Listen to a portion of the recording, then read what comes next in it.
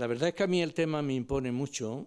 Con la edad uno las palabras como que las va tomando muy en serio. Yo eso de la humanidad y del amor y tal, pues con esto estoy diciendo que el título no es mío, pero me adapto al título. Me daba mucho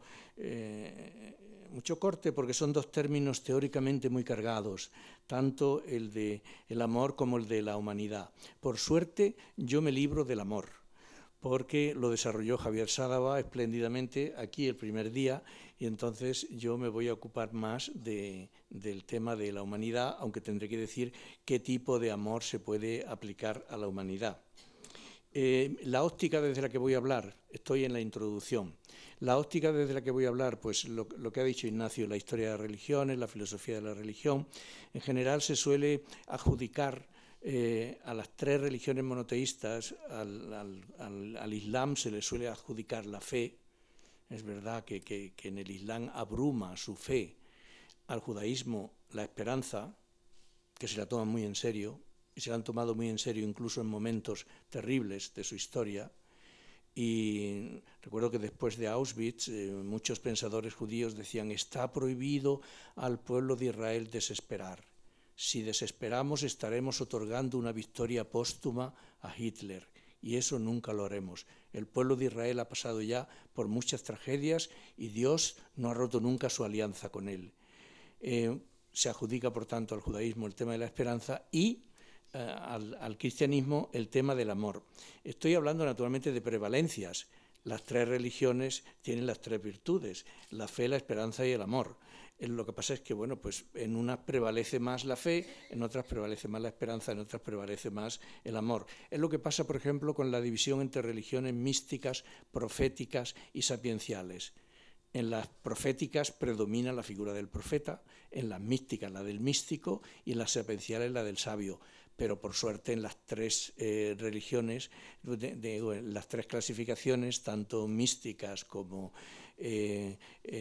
proféticas como sapienciales, pues está el sabio, el profeta y el místico, si no, no serían tales religiones, ¿no? Es, por tanto, un problema de prevalencias. ¿De qué amor vamos a hablar aplicándolo a la humanidad? Pues yo diría que no vamos a, naturalmente, a amar a la humanidad como amamos a nuestros padres, como amamos a nuestros hijos, como amamos a nuestra pareja, como amamos a nuestros amigos. Tiene que ser un tipo de amor diferente. ¿Y en qué consistiría ese amor? Lo digo ya desde el principio. Pues yo creo que, en primer lugar, en tenerla en cuenta. Tener en cuenta la humanidad. Tener en cuenta que somos muchos. En tiempo de Jesús de Nazaret la humanidad eran 200 millones de personas. Hoy superamos los 6.500. Y, por tanto, no tener en cuenta únicamente al 10% privilegiado de la humanidad, que somos los que estamos aquí sentados esta tarde, sino tener en cuenta, pues, a los demás, que son seres humanos igual que nosotros y que, por tanto, merecen un trato humano igual que nosotros. Por tanto, no se trata de derretirse ante la humanidad, no se trata de un amor afectivo, no se trata de un amor emocional, no se trata de un amor pasional, de todos esos amores que desarrolló Javier Sádava el primer día. Se trata, en primer lugar, de tenerla en cuenta a la humanidad, de saber que somos muchos, que tenemos que hablar en plural.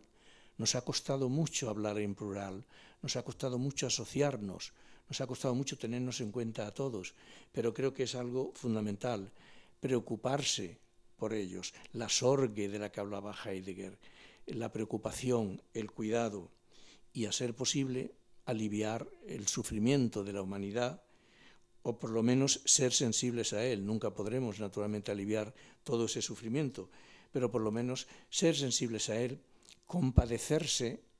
Hay un diálogo entre dos de los grandes filósofos del siglo XX, Marcuse y Habermas.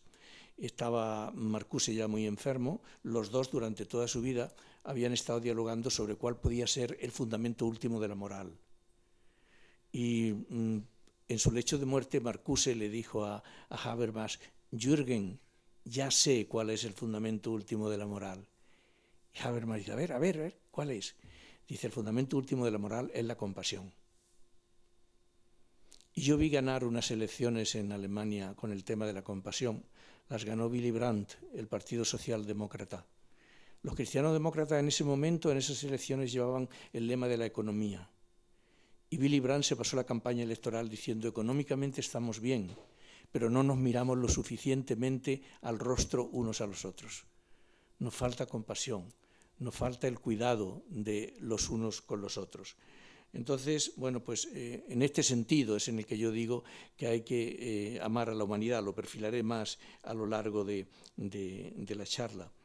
Decía Bullmann, un gran teólogo del siglo XX, les leo la cita: no mires a tu alrededor buscando a la humanidad. Fíjate más bien en tu propia historia personal. En tu presente está el sentido de la historia, y tú no puedes contemplarlo como espectador, sino desde tus decisiones responsables. Esta es una de las opciones. Lo particular frente a lo universal. Y vamos a ver la pugna que hay entre las dos tendencias. Esto era a modo de introducción. El primer punto lo titulo En favor del concepto de humanidad. Y voy a traer unos cuantos testimonios que, bueno, pues es que a mí cuando vi el título de la conferencia enseguida pensé en Comte, uno de los fundadores de la sociología, que inauguró una especie de religión de la humanidad y que, bueno, declaró que tenía 9 sacramentos, tenía 84 días de fiesta y al final terminó un poco convertido en el sacristán de su propia religión de la humanidad, de lo que había fundado. Yo creo que el concepto de humanidad merece un respeto y voy a daros algunos testimonios de cómo se ve. Yo siempre que voy a dar una conferencia y no tengo mucha idea del tema me voy a Ortega. A ver qué ha dicho Ortega sobre el asunto. Y lo he hecho esta vez también. Y Ortega dice: la solidaridad entre los que viven se prolonga bajo tierra y va a buscar en sus sepulcros a las generaciones pasadas. En el presente se condensa el pasado íntegro. Nada de lo que fue se ha perdido. Por tanto, habría que decirle a Bullmann: el presente sí, pero sin olvidar el pasado.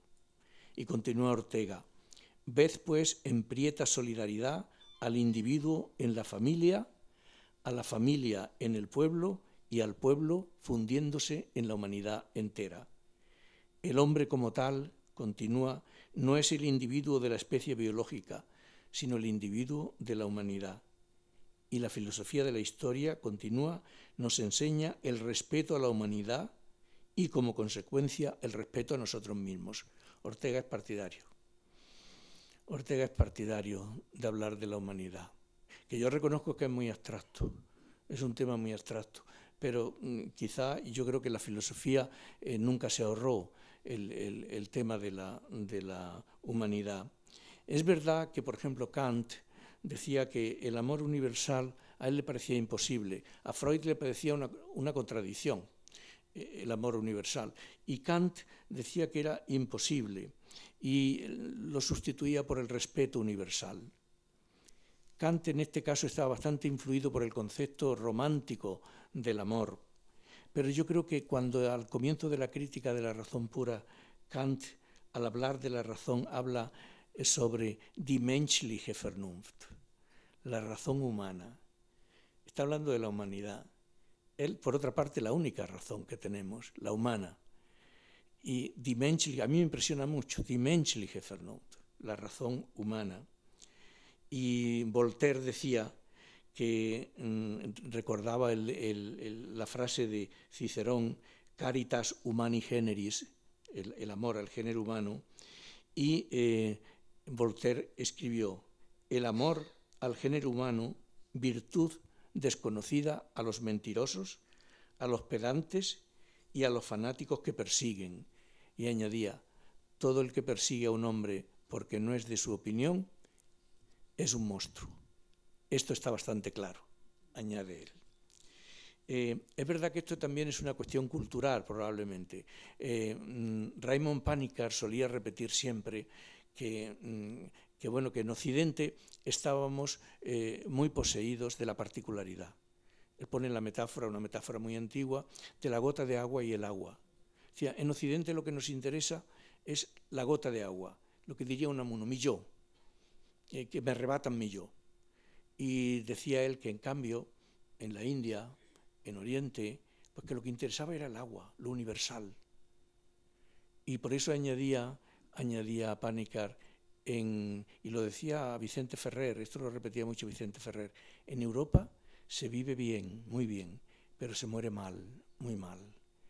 En la India se vive mal, pero se muere bien. Quería decir que en Europa se muere mal porque precisamente por esa gota, por la conciencia de ser gota, por la conciencia de mi yo, de que me arrebatan mi yo, de lo de Unamuno, pues entonces es una tragedia enorme la muerte. En cambio, en la India, en el mundo oriental, pues es más llevadero, diríamos, ¿no? Hay otro filósofo, Ernst Bloch, que estaba también muy prendado de la humanidad. Y él quería que toda la humanidad, no solamente él o solamente Occidente, sino que toda la humanidad tuviera un futuro mejor. Y utiliza una metáfora que es la metáfora de estirar la diferencia. Él decía, escribió 3 volúmenes que se llaman El Principio Esperanza. Y decía, eso los he escrito yo, no los ha escrito mi perro. Y entonces yo en esta vida he sido diferente de mi perro.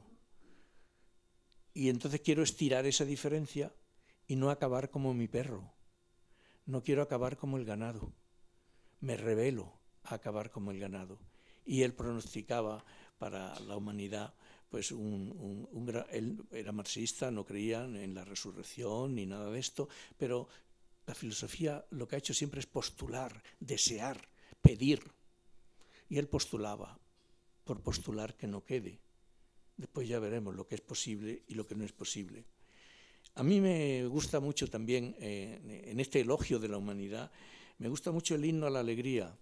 Ya saben que fue la letra de Schiller del año 1786 y fue convertido con la música de Beethoven, pues fue convertido en el canto revolucionario que expresó todos los grandes ideales de la Ilustración y todos los grandes ideales de la modernidad. Ahí se postula de nuevo una fraternidad universal. La frase más bonita de todas, me parece a mí, es cuando dice Alle Menschen werden Brüder. Todos los hombres serán hermanos, todos los hombres se convertirán en hermanos. Los ilustrados tomaron esto como su auténtico lema. Todos los seres humanos, todos, de cualquier raza, de cualquier sexo, de cualquier religión, de cualquier condición social, se aspiraba a que llegaran a ser hermanos en la medida en que la Ilustración aspiraba a que se emanciparan de todas las tutelas, sobre todo de las tutelas sociales, señoriales, patriarcales. El himno a la alegría no es una, diríamos, efusión sentimental, que también lo es. Yo creo que Schiller y Beethoven pusieron letra y música al núcleo del programa emancipatorio, ilustrado, y la Ilustración soñó con que sus conquistas llegasen a toda la humanidad. Y ahí nacieron todos los grandes relatos de los que hemos vivido hasta ahora, que ahora estamos cuestionando. La posmodernidad está cuestionando la modernidad, está cuestionando algunos de esos relatos. Yo dejo caer un miedo que sería y consistiría en que arrumbemos algunos de esos relatos. Fraternidad, igualdad, compasión, que lo arrumbemos antes de haberlo ensayado suficientemente. Porque yo creo que esos ideales de la modernidad nunca llegaron a realizarse plenamente. Y sería triste que lo arrumbemos, son muy valiosos, sigo pensando, que los arrumbemos antes de haberlos ensayado. Lo que une a todos los hombres lo expresó para mí de modo inolvidable Shakespeare. Seguro que conocen todos el relato del judío Shylock, cuando Shakespeare le hace protestar por la discriminación que sufría a causa de ser judío, a causa de su pertenencia étnica.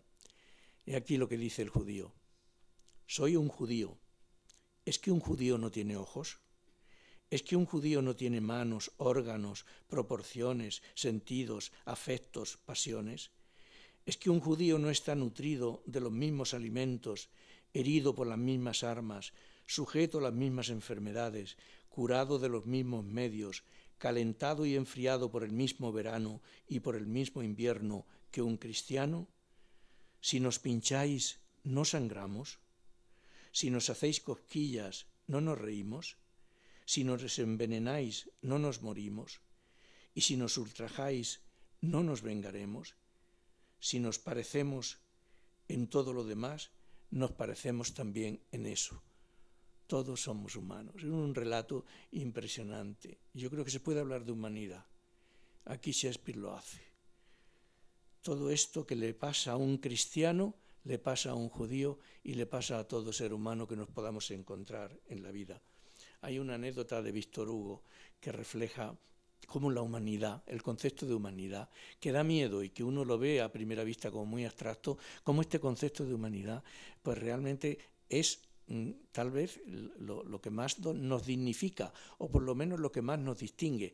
Él cuenta que le hicieron un homenaje a Víctor Hugo en Francia.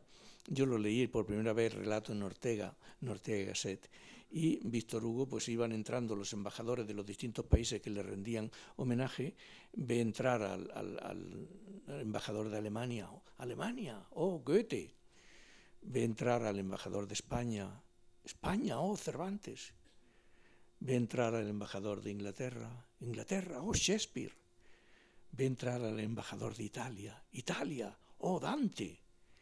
Y de pronto, dice Ortega, aparece allí el embajador de, digamos, Laponia.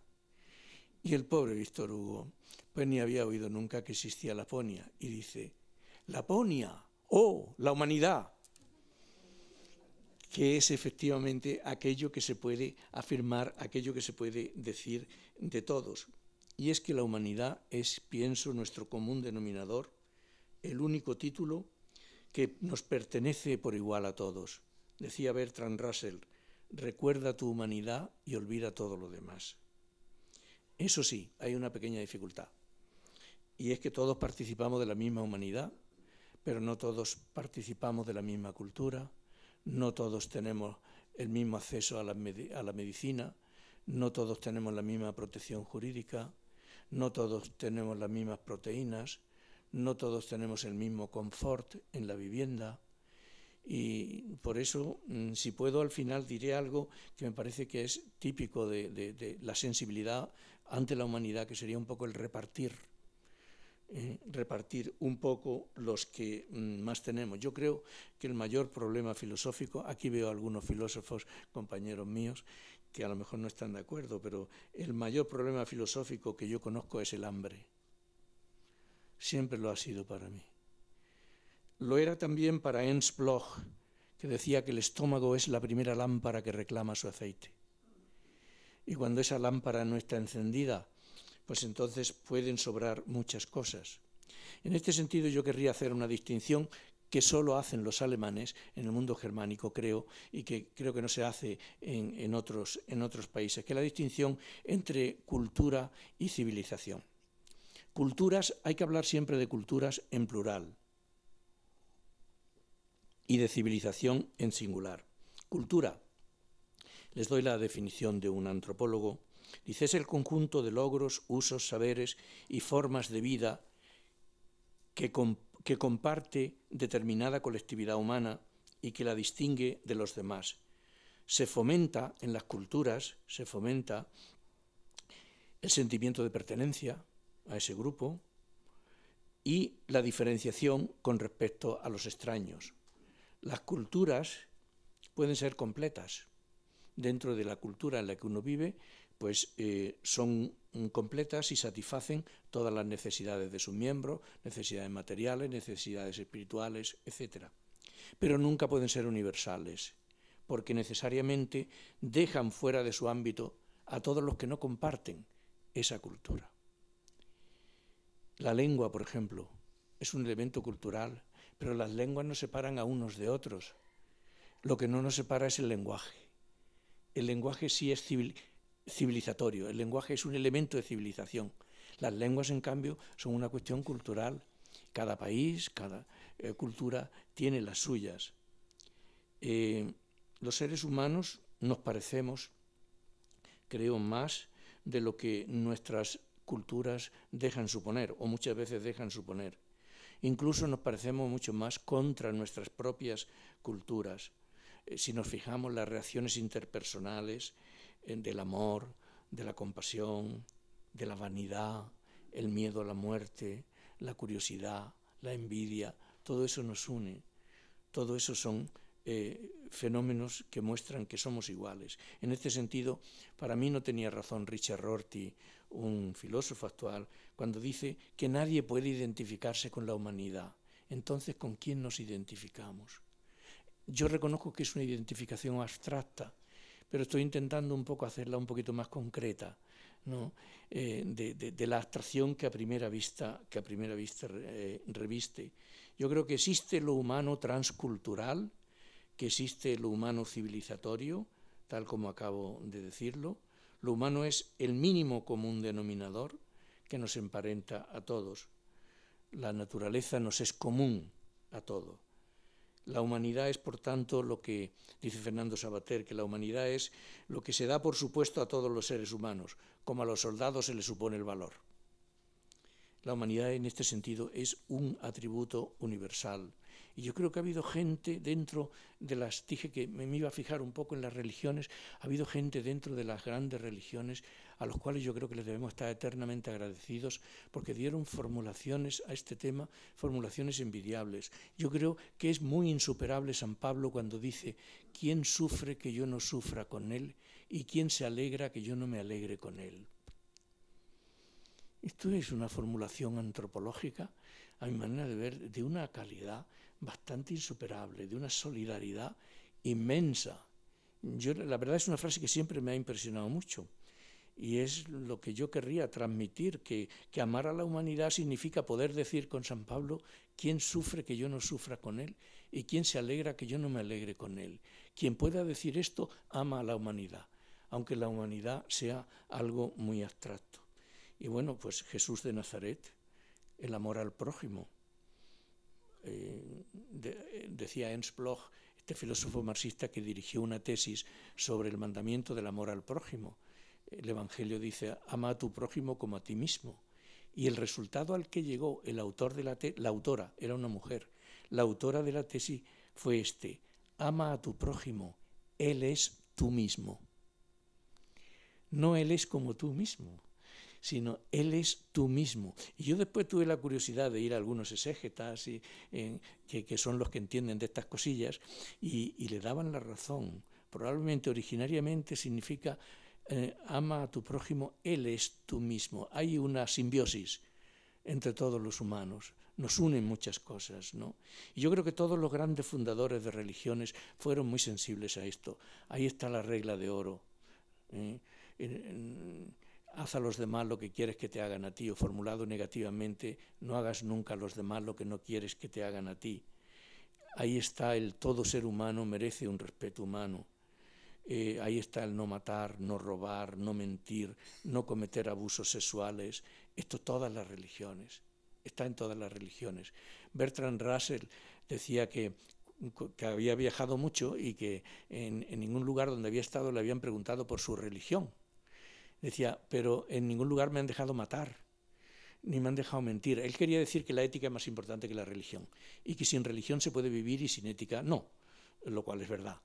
Pero él quizás no se daba cuenta de que cuando no lo dejaban matar, ni robar, ni mentir, también aquí hay mucha religión detrás.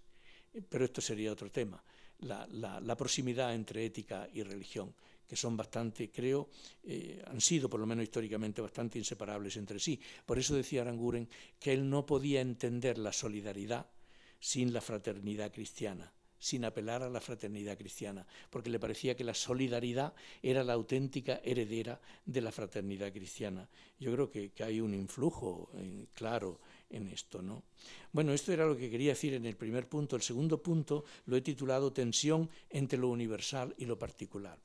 La verdad es que a todos me parece que nos gustaría haber estado en todas partes y haber contemplado la gran película de la historia humana en su totalidad, pero lo cierto es que somos presencias bien fugaces en la Tierra y que solo captamos unas cuantas instantáneas, conocemos y amamos a unas cuantas personas, ejercemos una profesión, leemos unos libros, En definitiva, somos testigos de una mínima parte del acontecer humano. Lo universal en este sentido escapa a nuestras posibilidades y a nuestra diminuta jaula. Y además la muerte se encarga de cortar en seco cualquier pretensión de permanencia ilimitada o cualquier pretensión de universalidad. En definitiva, nacimos cuando la película de la historia humana estaba ya muy avanzada y desapareceremos sin poder contemplar, desde luego, su final. De ahí la precariedad de nuestra comprensión histórica.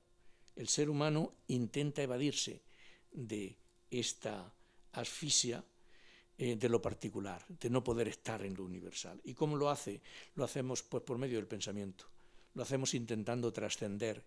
Bloch, de nuevo, diréis que lo cito mucho, pero es que lo tuve de profesor en Tubinga, con 80 y muchos años, vivió hasta los 93 y había sido un desterrado de todas las ideologías y de todos los países del mundo.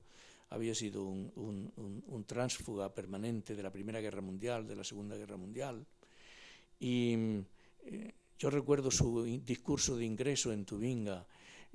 Había huido de la Alemania comunista de entonces, y cuando levantaron el muro y se refugió en Tubinga, y su discurso fue, el título, ¿puede frustrarse la esperanza? Tenía 80 y muchos años. Naturalmente dijo que sí. Él había conocido tantas frustraciones. La primera, que se le murió su mujer a los 22 años. Y había conocido tantas frustraciones, y dice sí, y añadió, pero eso es lo grande de la esperanza, que conoce frustraciones, y que a pesar de que se frustran las esperanzas, el ser humano es un ser esperanzado, y lo será siempre. Y si no fuéramos seres esperanzados, decía él, no habríamos inventado ni la bicicleta, absolutamente nada. El ser humano se sobrepone siempre, lo que decía al principio del pueblo judío, después del Holocausto, ¿no? Y en su tumba, en la tumba de Bloch en Tubinga, está la frase que más repitió en su vida: pensar es trascender. En alemán, denken heißt überschreiten.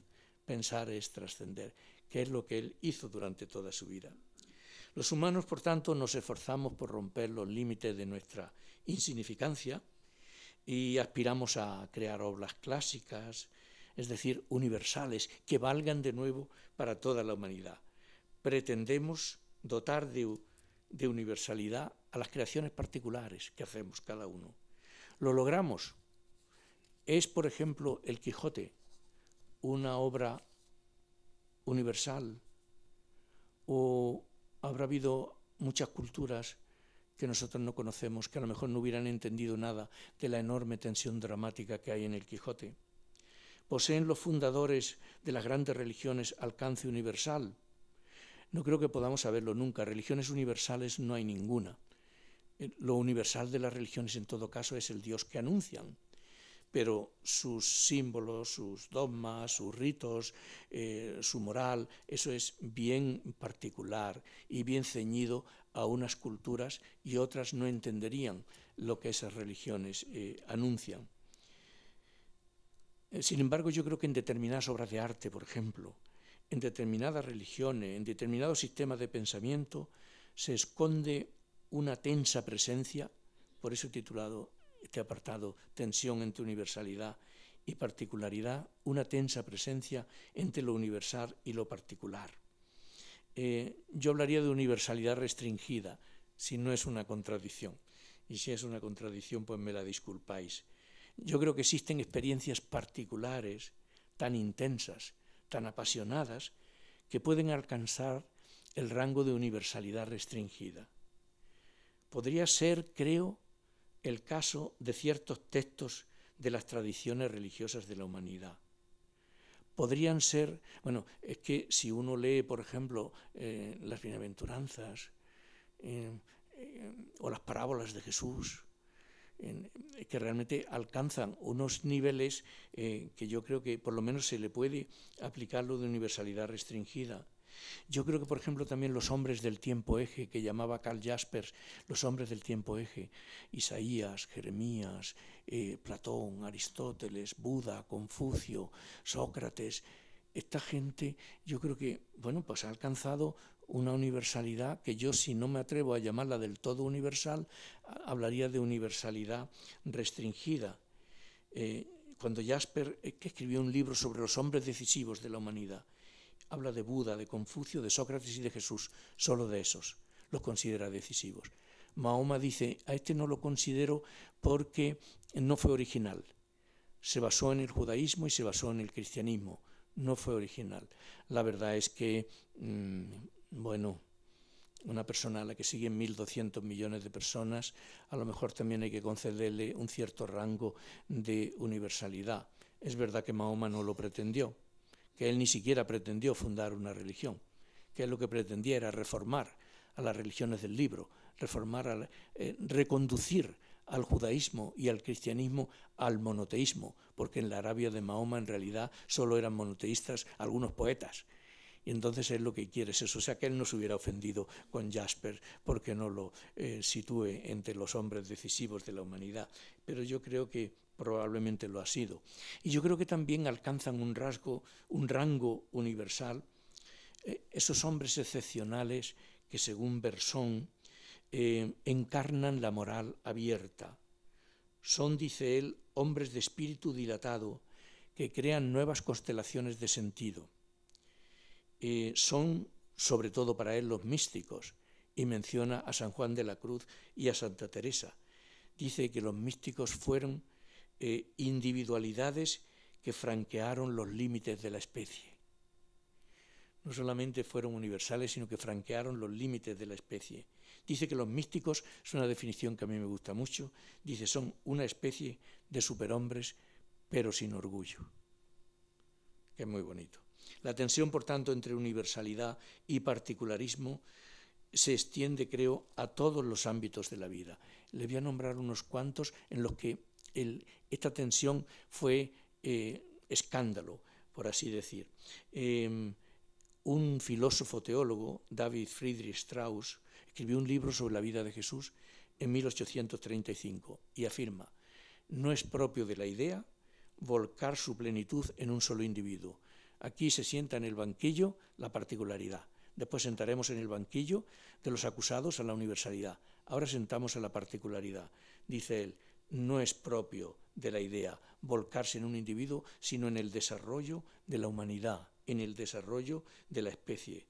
Por tanto, la unión entre Dios y el hombre no debería predicarse solo de Jesús, sino de la especie humana. El particularismo de la elección de Jesús hay que rechazarlo. Se niega la encarnación. No es posible. Pase, dice, que nosotros elijamos, pero Dios no. Niega la encarnación precisamente por el particularismo. Esto diréis, uy, eso ocurrió hace mucho tiempo. No, pues en nuestros días un gran pensador francés, Morel, un jesuita, ex jesuita, ahora ya, levantó de nuevo la liebre en este campo y dijo que Dios tiene que estar tan cercano a todos que es imposible que pueda elegir. Y por tanto, dice, Dios no pudo liberar a los israelitas al precio de exterminar a los primogénitos egipcios inocentes. Dios no puede amar a Jacob y odiar a Esaú. Por tanto, también él rechaza la encarnación y también él abandonó la orden, los jesuitas, y abandonó el cristianismo.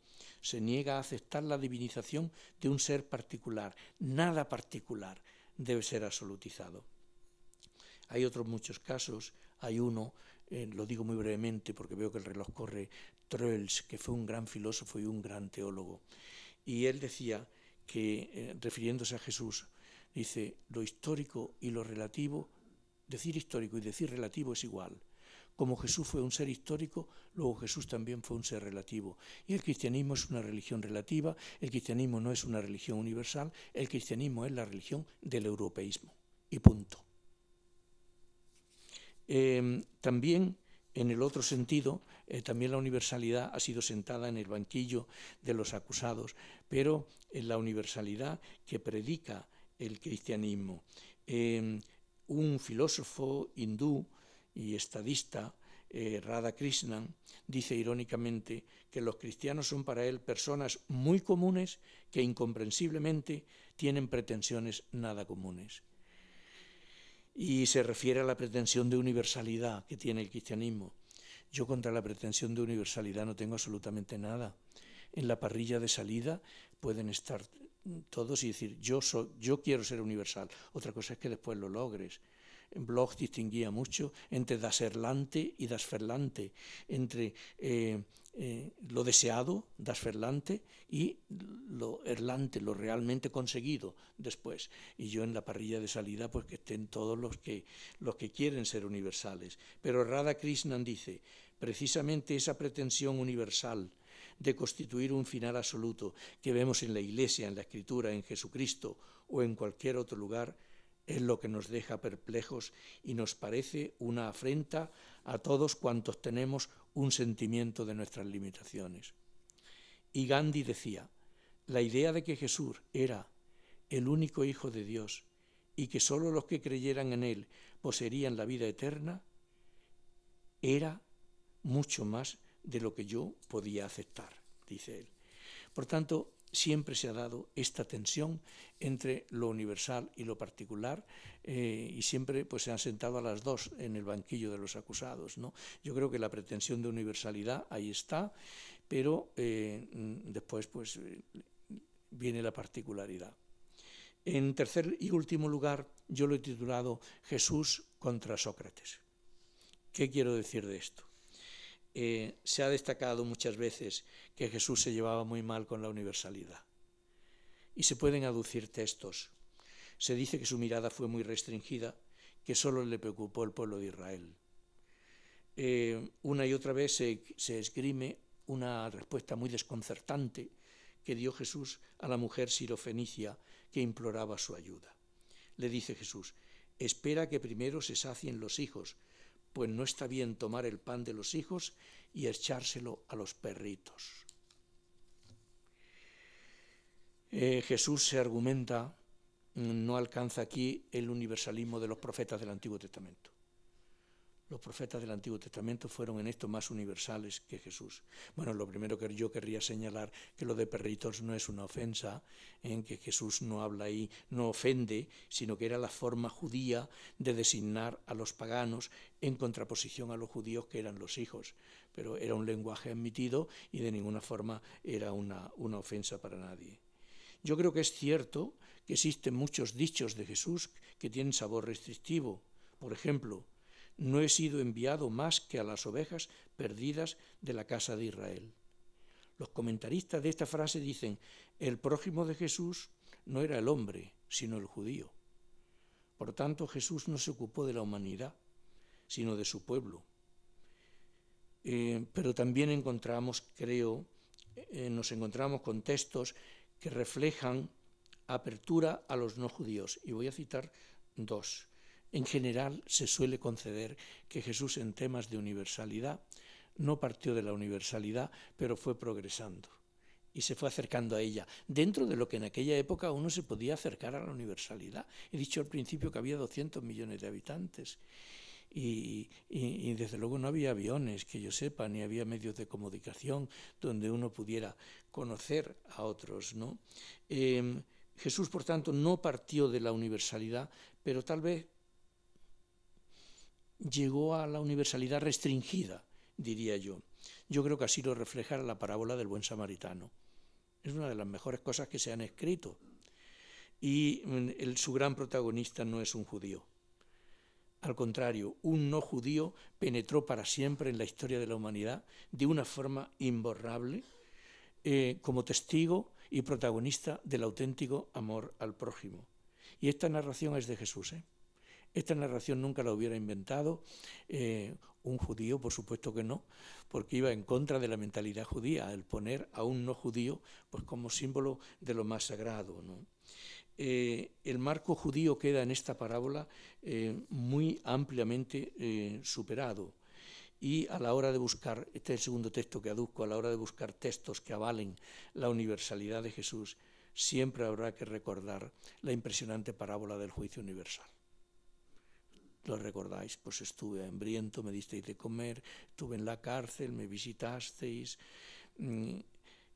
El referente de esta parábola no es el judío, no es solo, perdón, el judío, es el hombre que tiene hambre y sed, Es el hombre que sufre el destino del inmigrante, el que está desnudo y enfermo, el que se encuentra privado de libertad. Se trata del ser humano que necesita apoyo, de nuevo aquí, sin distinción de sexo, raza ni religión. Yo creo que pocas veces, y lo digo con una cierta pasión, ¿no?, se habrá hablado de una forma tan bella e inequívoca en favor del ser humano. Yo creo que si Jesús solo nos hubiera dejado el Mateo 25, el juicio universal, yo creo que ya por eso la humanidad le podría estar bastante agradecida. Con la mirada puesta, por tanto, en los grandes contenidos del mensaje de Jesús, yo creo que no se puede decir que solo pensó en sus correligionarios judíos. Yo creo que es verdad que los judíos eran su pueblo, judíos eran sus padres, sus hermanos, su Biblia, sus amigos, como no iba él a pensar en judío, evidentemente, pero creo que no pensó solo en judío. Y eso sí, su mensaje conoce esta doble tensión entre la universalidad y la particularidad. Jesús se ocupa del hombre existencialmente y se ocupa de la fe de las personas. El individuo es tomado en serio, no lo va a salvar ni a justificar la fe de sus antepasados. No, es él el que tiene que responder. El individuo es tomado en serio, la particularidad es tomada en serio, pero al mismo tiempo, por otro lado, se tiene en cuenta, y tiene en cuenta Jesús de Nazaret, el destino final de los pueblos, las odiseas colectivas, la obediencia o el pecado de las colectividades. Por tanto, de nuevo, universalidad y particularidad forman parte del entramado de Jesús, que quizás tienen razón, yo creo que sí, los que afirman que Jesús se decantó más por lo existencial que por lo social, por lo particular que por lo universal, fue su condicionamiento cultural. Las grandes magnitudes sociales le fueron ajenas, tenían que serle ajenas en aquel momento. Parece que Jesús de Nazaret pensó, como su fiel seguidor Søren Kierkegaard, que a Dios tenemos que acercarnos de uno en uno, decía Kierkegaard. La cultura de Jesús también afirmaba esto, que había que afirmarse de uno en uno. Yo no le reprocharía a Jesús esto, porque creo que están las dos dimensiones, como he intentado mostrar. Y por último, a los conocedores de la historia de la filosofía, no les resultará costoso imaginar quién reprochó a Jesús carencia de perspectiva universal. Fue obviamente uno de los filósofos que más se ocuparon de la historia universal, que con más vigor lo hicieron, que con más brillantez lo hicieron. Escribió un libro, Lecciones sobre filosofía de la historia universal, que es, por otra parte, el libro que mejor se entiende de Hegel, ¿no? Y Hegel, que dijo que el mundo real es tal como debe ser, que la verdad es el todo, echa en cara a Jesús, dice que se pierde en los detalles y en las menudencias de los destinos individuales. Por lo que acabo de decir, efectivamente, Jesús se centra mucho en los destinos individuales. Y Hegel lo tenía muy claro. Le cito: cabe también que el individuo sea injustamente tratado, pero esto no afecta para nada a la historia universal, a la que los individuos sirven como medios en su progresión. De ahí que a los ojos de Hegel Jesús sea simplemente, así lo llama, una buena persona. A duras penas alcanza la elevación de Sócrates. Y es que, continúa Hegel, al profeta de Nazaret le faltó el horizonte universal del sabio, fino y republicano Sócrates. Jesús, continúa Hegel, se enreda en sermones morales y acude insistentemente a un tono pedagógico. Sócrates, en cambio, dice, en lugar de predicar desde lo alto de la montaña, ejerce su trabajo de comadrona en la plaza pública. Y añade, no se le ocurrió consolar a sus amigos con la promesa de la resurrección. Eso, añade Hegel, solo lo necesitan los espíritus pusilánimes. Yo, modestamente, creo que el horizonte de Sócrates no fue mucho más universal que el horizonte de Jesús de Nazaret. Yo creo que los dos se dirigieron al hombre concreto y que lo que convierte sus legados en algo universal, como lo es hoy tanto el legado de Sócrates, que nos llega a través de Platón, como el legado de Jesús, que nos llega a través de los evangelistas, lo que los convierte en universal no es que ellos tuvieran el propósito de ser universales, sino que ensayaron tales formas de vida, ensayaron tales proyectos de sentido, ensayaron tales símbolos, tales historias, que la historia posterior no ha desairado nada de eso. Y algo que no partió como universal, el propósito de ellos no era ser universales, lo que hicieron, lo que amaron, lo que idearon, eso no ha quedado desairado por el tiempo. De eso vivimos nosotros todavía hoy. Por eso se dice que para comprender la civilización moral moderna debemos indudablemente remontarnos a dos posibilidades, Sócrates y Jesús, ágrafos los dos. Vivimos de dos ágrafos. La moral de Occidente y nuestra civilización vive de dos personas que no dejaron absolutamente nada escrito. Platón concluye el Fedón afirmando que Sócrates fue el más sabio y el más justo de los hombres.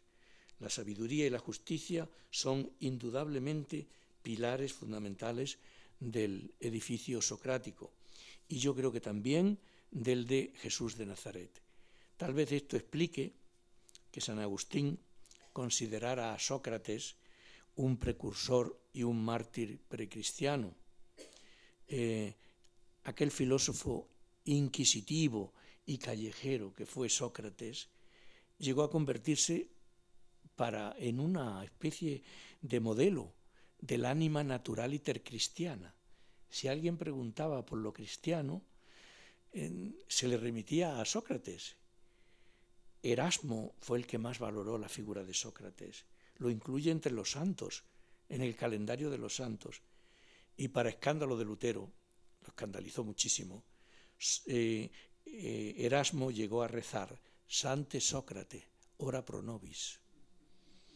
Sin duda vio en este filósofo, maestro en el arte de dialogar y preguntar, defensor de la inmortalidad del alma y capaz de dar su vida por defender sus propias ideas, su propia fe filosófica, una brillante posibilidad, la vio Erasmo, una brillante posibilidad de conciliar el cristianismo con los ideales helénicos. Tengo que terminar, solamente quisiera decir, para terminar ya no puedo desarrollar el último punto, lo de repartir, solamente quisiera decir que, bueno, espero haber mostrado, no demostrado, porque en filosofía no se demuestra nada, se intentan mostrar cosas, ¿no? Haber mostrado que la universalidad y la particularidad, pues que son compaginables, haber mostrado que la universalidad no es tan abstracta, que la humanidad no es algo tan abstracto. Y en este sentido dejaría la última palabra a Pere Casaldáliga, el obispo catalán bueno, instalados para siempre en Brasil, ya muerto. Y entonces él decía que cuando muriera y llegara a estar delante de Dios y Dios le hiciera la pregunta clave, Pere, ¿has amado?